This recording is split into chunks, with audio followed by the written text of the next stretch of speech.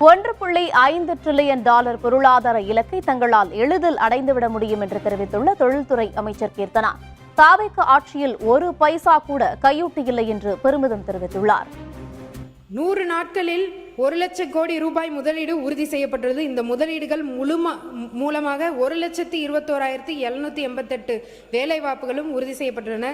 இவையெல்லாம் just trailer தான், main picture இனிமே தான் வரும்.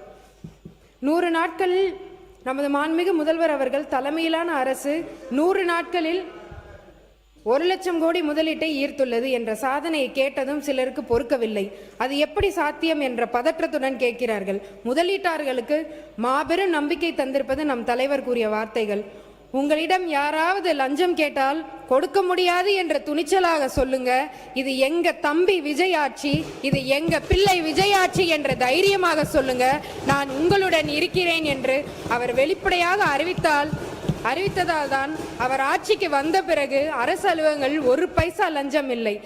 இது முதலீட்டாளர்கள் மத்தியில் பெரும் பேசு பொருளாக மாறிவிட்டது. பாலின சமத்துவம் பற்றி எல்லாரும் பேசுகிறார்கள்.